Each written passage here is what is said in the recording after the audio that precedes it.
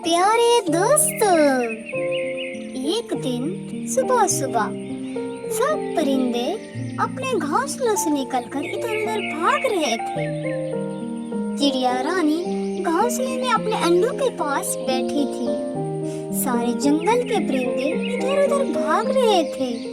सारे जंगल में एक खौफ फैला हुआ था। चिड़िया रानी सबको देख रही थी कि ये सब क्यों भाग रहे हैं। चिड़िया रानी सबसे पूछती है, अरे तुम लोग क्यों भाग रहे हो? क्या हुआ है? एक परिंदा उसको बताता है, चिड़िया रानी तुम्हें नहीं पता, इस जंगल में जालिम चील आ गया है। तुम जल्दी से यहाँ से निकल जाओ, वरना वो तुम्हें भी खा जाएगा। चिड़िया जल्दी से दूसरे दरख्त पर जाकर बैठ जाती है। वो अपने अंडों को घोंसले के नीचे छुपा देती है। जब जालिम चील आता है तो वो घोंसले के ऊपर नीचे सब जगह देखता है और कहता है, मुझे यहाँ से अंडों की बू आ रही है, यहाँ जरूर अंडे होंगे। फिर उसको अंडे मिल जाते हैं। चिड़िया के 2 अंडे वो देखकर कहता है, मुझे पता था यहाँ अंडे जरूर होंगे। चिड़िया दूसरे दरख्त से ये सब देख रही होती है। वो फौरन अपने घोंसले के पास आती है और कहती है, चील जी, आप ये अंडे ना खाना, ये अंडे जादू वाले हैं। चील कहती है, कैसा जादू? मुझे तो कोई जादू नजर नहीं आ रहा। चिड़िया कहती है, चील जी, ये अंडे 1 से 2 और 2 से 4 हो जाएंगे, आप देखना फिर। चील कहती है, अच्छा मैं भी देखूं कितने होते हैं ये अंडे। मैं इनको नहीं खाती, मैं इंतजार करती हूँ। फिर चील इंतजार करने लगती है। फिर बहुत देर गुजरने के बाद चिड़िया वापस आती है अपने अंडों को देखने।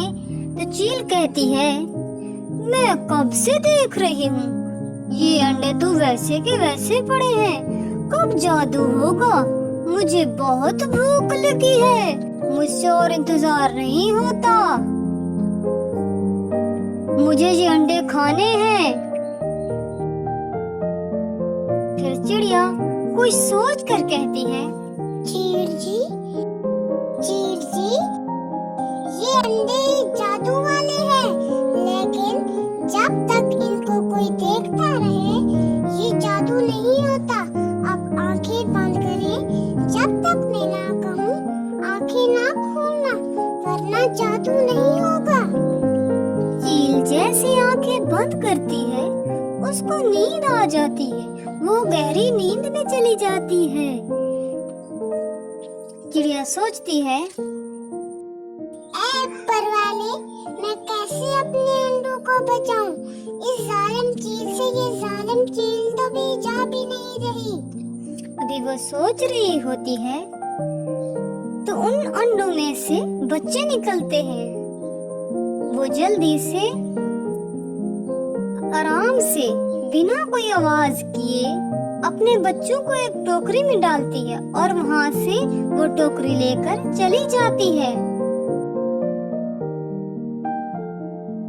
चिड़िया तोता राजा के पास जाती है और कहती है, राजा जी, एक जालिम चील हमारे जंगल में आ गई और मेरे घोंसले के पास सो रही है। आप जल्दी से अपने सिपाहियों को भेजिए और पकड़ें इसको, वरना पूरे जंगल का सुकून बर्बाद हो जाएगा। फिर मिट्ठू राजा अपने सिपाहियों को भेजता है और वो चील को पकड़कर ले आते हैं। जब मिट्ठू राजा चील से पूछता है, क्यों चील, तुम क्यों इस जंगल में आई हो? तुम्हें नहीं पता ये जंगल हमारा है, तुम्हें इसकी सजा दी जाएगी।